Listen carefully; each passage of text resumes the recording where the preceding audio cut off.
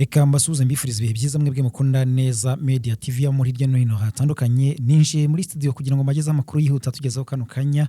Ni amakuru rwose mama mudakwiye gucikwa. Icyo wowe gusaba usabwa no gukora subscribe, ugakanda like, ugakanda share, ubundi ukaduha comment. Reka twihute cyane tujye muri aya makuru. Hari amakuru agaragaza ko ari imyiteguro cyangwa se imyigaragambyo karundura iri gutegurwa yo kwamagana rwose abanyamurenge. Murabizi yuko hari abanyamurenge baherutse gukora imyigaragambyo muri Kenya, banayikora muri Leta Zunze Ubumwe za Amerika, bamagana ubwicanyi bakomeza kugenda bakorerwa, aho rwose bakomeza kwicwa n'igisirikare cya leta, bakicwa n'aba FDL, bakicwa n'abandi bafatanya ibikorwa batandukanye, ndetse harimo n'igisirikare cy'igihugu cy'u Burundi. Ibyo barabyamaganye, ndetse rwose hari n'abari batangiye kugenda bavuga bati birashoboka ko rwose hari ikintu gikomeye cyane kiri gukorerwa abanyamurenge. Hari MONUSCO itangira kuvuga ko hakwiye kugira igikorwa kugira ngo buno bwicanyi buhagarikwe, ndetse akaba na bamwe mu bayobozi bo muri Leta Zunze Ubumwe za Amerika bavuze ko ubutegetsi bw'igitugu bwa Ndayishimiye n'ubwa Kisekedi bukwiye guhagarika ubwicanyi bukorera abanyamurenge. Ibi rero byarakaje cyane babandi twita ngo n'abanyamurenge ubutugara, ku buryo ubu hari amakuru agaragaza ko bari gutegura imyigaragambyo nabo idasanzwe. Ite ibo bagambiriye iki?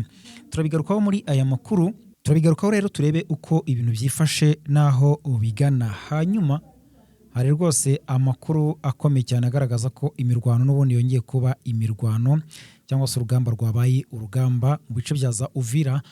Umujyi wa Uvira hari ikikango gikomeye cyane mu ngabo za leta ya Kongo FARDC n'abazifasha abarundi, Wazalendo na FDL bikanga ko M23 isaha n'isaha yakongera kuhakandagira cyangwa se yakongera gufata uno mujyi wa Uvira yabambuye mu minsi ishize. Impamvu ni iyihe? Hari ibimenyetso by'uko hari ubwoba bwinshi cyane. Nababwiye ko ejo bundi habaye imirwano hafi n'uyu mujyi Mitamba, M23 ihafata amatekwa zirimo n'abacansho b'abazungu, inahafata ibirwanisho bitagira ingano cyangwa se byinshi cyane, kuko amakuru agaragaza ko ibyo bafatiyeyo birenga 100. Hanyuma inahatsinda benshi mu basirikare kuko byari operation yabatunguye cyane. Hanyuma yaho nabwo habaye indi mirwano, ndetse ingabo za leta zisabwa ko zakora ikintu gikomeye cyane kugira ngo barinde uyu mujyi wa Goma, bityo abari Imitamba n'abandi bari mu bice bitandukanye rwagati mu mujyi wa Uvira bajye kurinda ahantu M23 ikunda cyangwa se ikunda gukorera operation. Bamwe bari Imitamba baratinya, abari mu mujyi rwagati nabo banga gukomeza urugendo, bityo bibaho ngaho. Ubu rero hari amakuru mashya yuko hagiye gushyirwaho umuyobozi ukomeye cyane, niko bo bari gutangaza. Akaba rero agomba kugira ngo agenzure ibikorwa byose bya gisirikare bibera muri uriya mujyi wa Uvira, ndetse no muri Kivu y'Amajyepfo muri rusange ajye agenda bikontorora gakega cyangwa se buhoro buhoro, kugira ngo arebe ko bakikiza cyangwa se barwanya M23 mu buryo bukomeye cyane. Ubu rero ninde ndaje mbabwire uko itoranya cyangwa se selection iri kugenda kugira ngo bashyireho umuyobozi ukomeye hariya mu mujyi wa Uvira mu bigendanye n'ibya gisirikare.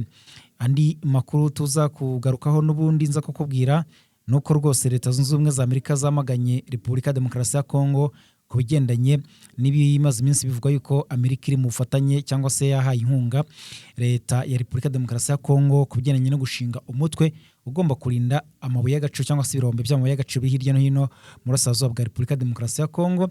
Hakaba imyitozo ikomeye cyane y'abazarinda ibyo birombe, kandi bikarindwa n'abasanzwe bafite ubuhanga mu kurinda abanyacyubahiro muri Repubulika Demokarasi ya Kongo. Rero Amerika hari ibyo yatangaje, ubona ko rwose hari amagambo y'uburakari cyane ku buryo byasubiza inyuma diplomasi ya Amerika na Repubulika Demokarasi ya Kongo, ku buryo Kisekedi yaba ari mu kaga. Ndaza kubabwira amakuru ari kuvugwa mu gihugu cy'u Burundi n'ubundi ku bikorwa rwose byo kwimura intwaro bazivana Ibijumbura bazijyana ahandi hatekanye. Ibi byigeze kuvugwa mu minsi ishize ubwo mu bubiko bw'intwaro bwa Kabaze bwashyaga bugakongoka bukanateza impagarara kugeza n'isaha, kuko byaratumye Ndayishimiye ahindagura abayobozi mu gisirikare, abayobozi bakuru mu ngabo z'u Burundi. Kugeza n'uyu munsi mwana byumvise ko rwose uwitwa General Baratuza wari umuvugizi nawe yamaze kubagozwa mu mabanga, akaba amaze gusimbuzwa undi mugabo. Ubu rero amakuru agaragaza ko rwose izi ntwaro zikomeje kugenda zimurwa buhoro buhoro kugira ngo barebe ahandi hantu bazihungishiriza, nyuma y'uko hari ikikango ko ibyabaye n'ubundi byakongera kuko n'ubu ngubu batamenye uko byabagendekeye. Bamwe bavuga ko ari igitero cyaba cyaragabwe muri kiriya kigo cya gisirikare cyangwa se buriya bubiko bw'intwaro, ariko batazi aho cyaturutse n'amagingo naye. Bakavuga bati byabaye n'ubundi byakongera bikaba. bati reka dukore zino ntwaro mu mujyi wa Bujumbura. Ibyo bikorwa bikaba no mu ngubu bikomeje cyangwa se birimbanyije. Ndakubwira uko ibintu byifashe, dukomeze n'andi makuru agiye atandukanye. Reka duherero ahangaha rwose tudatinze tuyinjiremo neza cyane. Amakuru aragaragaza ko muri Uvira ibintu byongeye guhinduka cyane nyuma yuko M23 ikomeje gukora operation cyangwa se ikomeje gukora isibaniro hagati yayo n'igisirikare cya leta FARDC na coalition muri rusange irimo Wazalendo, FDLR ndetse n'abasirikare b'u Burundi bakomeza kugenda barasana mu buryo bukomeye cyane. Bakavuga ko M23 uburyo iri gukora operation amaranforo na deployment muri iyi minsi byerekana neza yuko yabigiye guhindura isura y'urugamba muri Kivu y'Amajyepfo, kandi ko ibi byateza akaga gakomeye cyane ku ngabo za leta ya Kinshasa. Bakavuga ko rero mu byatumye bakubitwa cyane muri iyi minsi harimo kuba n'abayobozi b'ingabo muri Kivu y'Amajyepfo nabo badahamye cyangwa se nyine wavuga ko wabakimanga. Ibi rero byatumye bavuga bati dukeneye kuba twashyiraho umuyobozi ukomeye mu mujyi wa Uvira. Nyuma yuko baguze intwaro bikananirana, drone za kamikaze za CH4 bikaba iby'ubusa, nyuma yuko bazanye abacanshuro Blackwater hari muri Kivu y'Amajyepfo bagashyiraho kabo nabo bikaba iby'ubusa, nyuma yuko habaye inama zitandukanye zibera Uvira, izibera Makobora n'izibera i Bujumbura, ndetse na nyuma yuko hakomeje kuba imyitozo ikomeye cyane ibera mu mujyi wa Uvira rwihishwa, ibera mu ishyamba rya Kibira mu Burundi, yose nigire icyo itangamo umusaruro kugira ngo barebe ko bakirukana M23 mu bice bya Minembwe ndetse Mikenke na Gakenke n'ahandi hatandukanye bikaba iby'ubusa. Bavuze ko urebye neza ngo byaba bisaba ko hashyirwaho umuyobozi wihariye cyangwa se ufite ubunararibonye hano mu mujyi wa Uvira akazajya kontorora ibikorwa cyangwa se operation zose ziri gukorwa muri Kivu y'Amajyepfo muri iyi minsi mu guhangana na M23. Bavuze ko rero bagiye bashakisha baravuga bati se mu by'ukuri twashyiraho ndi kuko ubundi imbere mu minsi ishize nabwo bazanye iki gitekerezo mu nama yari yabereye Uvira, yari yitabiriwe cyane cyane n'abarimo Wazalendo na FARDC. Abo ngabo batanga ibitekerezo bavuga bati byaba ngombwa ko bashyirwaho General Gasita, ariko bamuzanye abandi benshi mu ngabo za leta bamwamaganira kuri bavuga ko ubushobozi bwe rwose ari buke cyane kandi ko igisirikare yagitura mu manga cyangwa se yagishyira mu kaga. Aha rero nyuma yuko bamwirukanye rwose ubu byari bitarasobanuka, nyuma yuko bamwanze ubu rero ngo hamaze kuza rwose hari abitwa General Tawimbi, hari abitwa General Tango Fall, hari n'abandi batandukanye, ariko byose bavuze ko bigomba guteshwa agaciro ahubwo hagashyirwaho witwa Colonel Nyamushebwa niko biri kugenda bivugwa kugeza ubu. Rero ejo tuzaba twamaze kumenya nyirizina niba koko uyu mugabo ari washyirwaho cyangwa se n'ubundi niba hagomba gushyirwaho undi muri aba yaba Wimbi yaba Tango Fall n'abandi batandukanye, kuko ngo bose ngo ni abantu bamenyereye iby'urugamba, ngo bazi cyane igice cyo mu majyepfo Kivu y'Amajyepfo nyine, ndetse ngo bakaba banafite rwose uburyo ngo bazi benshi mu bayobozi bo muri M23 ku buryo kumenya ibikorwa bakora ndetse n'ibyo bagambirira ngo byaba ari ibintu byoroshye cyane kuri aba bagabo. Rero ngo bakaba bagomba gutoranywamo umwe muri bo, ariko uhabwa amahirwe akaba ari Colonel Nyamushebwa. Rero ntabwo ibintu byoroshye na gatoya, ariko hagati aho mbere yuko rwose twerekeza mu yandi makuru nakubwira yuko n'ubundi muri Kivu y'Amajyepfo hakomeje kumvikana amasasu Gakenke na Mikenke. Kugeza amagingo aya hari kumvikana ibiturika, ariko kandi ntawe uramenya niba ari ihangana rikomeye cyane, ariko bigaragara ko harimo kurebana ayingwe. Andi makuru nari nakomojeho nkuntangira aya makuru nuko hari biri kuvuga ko hari imyigaragambyo iri gutegurwa n'aba banyamurenge bitwa Utugara. Iyo tuvuze Utugara nyine ni ba banyamurenge bagize gutya bakora icyo twakita nk'itsinda cyangwa se agatsiko ko kurwanya bene wabo rwose amaze igihe bicwa cyane mu burasirazuba bwa Kongo bazira ubwoko bwabo, ku buryo imyaka ibaye myinshi bamwe bakaba barahunze. Hari abahungiye mu bihugu birimo u Rwanda, bahungira mu Burundi, bahungira muri Kenya, mu bihugu byose biri muri aka karere bagiye babihungiramo kubera ubwicanyi bakorerwa hariya muri Kongo. Hari n'abahungiye mu bihugu bya kure nka Amerika n'ahandi, ariko ibi hari ababirengaho bakavuga ko bagomba ngo kurwanya ngo barimo M23 ngo barimo twirwaneho, ndetse bo bakanavuga ko bagomba kurwanya ngo Rwanda kuko ngo bari mu bateza umutekano muke. Ibi rero abacungira hafi bakavuga ko birimo inyungu zitandukanye cyangwa se ababatuma runaka. ndetse byishwe nyuma n'ubutegetsi bw'Kinshasa. Abo rero butugara nyine ni nabo bakamejeje bavuga ko bagomba gutegura nabo ngo imyigaragambyo nyuma y'uko mu minsi ishize abanyamurenge bakoze imyigaragambyo i Nairobi muri Kenya bakayikora muri Leta Zunze Ubumwe za Amerika, ndetse rwose hakaba naro batangiye kuvuga ko ibingibi bikorerwa abanyamurenge bigomba kugira igikibikorwaho. Bamwe mu banyamerika cyangwa se abayobozi bo muri Amerika bamwe rero batangiye gutangaza ko ubutegetsi bw'igitugu bwa Ndayishimiye n'ubwa Kisekedi bukwiye guhagarika ubwicanyi bukorerwa abanyamurenge muri Kivu y'Amajyepfo.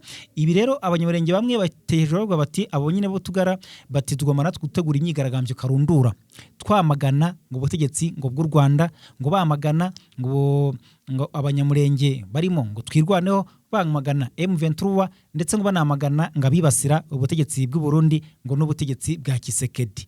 Ibi rero rwose nabyo ngo biraho ngaho imyigaragambyo gusa ngo ntago haramenyekana igihe igomba kuba, ariko ngo ni vuba ngaha. Ibi rero bikomeje gutera inkeke cyane cyangwa se guteza impaka, kuko bamwe rwose bavuga bati se ibi byo umuntu yabyita iki mu gihe abanyamurenge bakomeje kugabwa ibitero bya za drone muri iyi minsi murabyumva, mu gihe abanyamurenge bakomeje kwicirwa inka ku gasozi murabibona mu mashusho akwirakwira ku mbuga nkoranyambaga no mu bitangazamakuru bitandukanye, mu gihe abanyamurenge bakomeje kumeneshwa bakabuzwa kujya gusarura imyaka yabo, bakabuzwa kujya kurema amasoko, bakabuzwa kujya kureba amatungo yabo n'ibindi bitandukanye. Rero ntabwo ari ibintu biri kuvugwaho rumwe muri rusange. Andi makuru avuga ko Leta Zunze Ubumwe za Amerika zateye utwatsi ibyo gutera inkunga umutwe mushya wa Repubulika Demokarasi ya Kongo, akaba rero ari umutwe rwose ufite inshingano ngo zo kurinda ibirombe by'amabuye y'agaciro hirya no hino mu gihugu. Uyu mutwe ukaba uri gushingwa na Kisekedi ngo kandi vuba ngaha ugatangira akazi. Aha rero ku itariki 27 Mata 2026 urwego rwa Repubulika Demokarasi ya Kongo rushinzwe kugenzura ubucukuzi bw'amabuye y'agaciro rwatangaje ko uyu mutwe mushya uzatangira akazi kawo mu mpera z'uyu mwaka, ukaba ufite abantu 3,000 kandi ko biteganyijwe ko 2028 uzaba ufite abagera ku 20,000.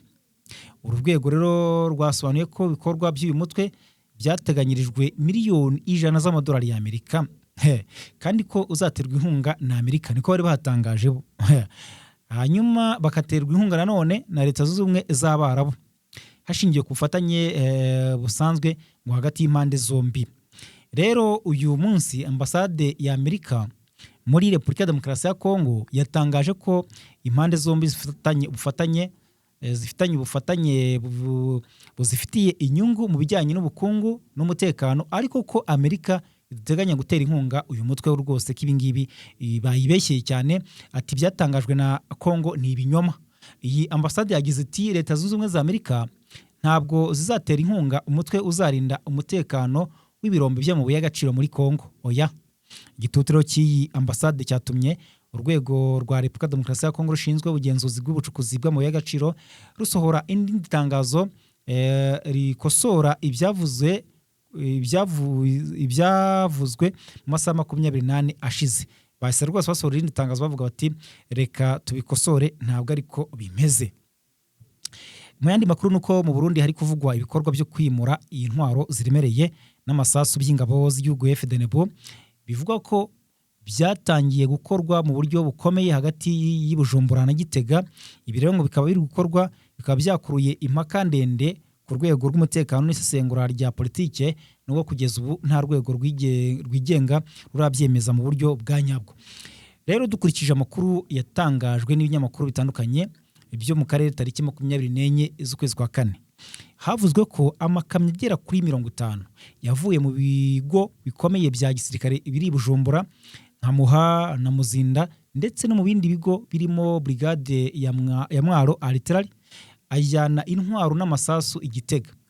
Muri ibyo bikoresho bivuga ko byimuwe harimo imbunda za rutura za milimetero 120 na milimetero 82, ndetse n'imbunda za rokete za BM21, hamwe n'ibindi bikoresho bifatwa nk'iby'ingenzi mu mikorere y'ingabo. Ibikoresho bivuga ko byarjyanwe mu nkambi ya batayo ya 3 ya FDNB Gitega. Iyi nyimurire y'intwaro rero ibaye nyuma y'igihe gito habaye impinduka mu buyobozi bw'igisirikare, nk'uko nabikubwiye ntangirira amakuru, aho Perezida Ndayishimiye aherutse guhindura bamwe mu bayobozi bashinzwe ibikoresho bya gisirikare, harimo n'ivugurura ry'abayobozi bakuru basimbuzwa abandi. Hari kandi amakuru avuga ko ibi byakurikiye iturika ryabaye mu bubiko bw'intwaro bwahibwa kongoka mu minsi ishize hari ku itariki 31 z'ukwezi kwa gatatu. Ibi rero byateje impaka ndende ku mpamvu nyakuri zabyo, nubwo umuvugizi w'ingabo yari yavuze ko ibyabaye ari umuriro w'amashanyarazi, ariko ndashimira akaza kumuvuguruza avuga ko nta muriro w'amashanyarazi ugira ahangaha kuko nawe yakoze mu by'intwaro. Byose rero bikaba byarakomeje kugenda biteza impaka. Reka rero mwese mukunda Neza Media TV mbashimire cyane, aya makuru tuyasoreza ahangaha, mbabwira ngo mukomeze kuba hafi yacu, mukore subscribe, mukande like, mukande share, ubundi amakuru meza asesenguye agezweho, ubucukumbuzi n'ibindi bitandukanye nta handi wabisanga, ni kuri Neza Media TV. Ibihe byiza.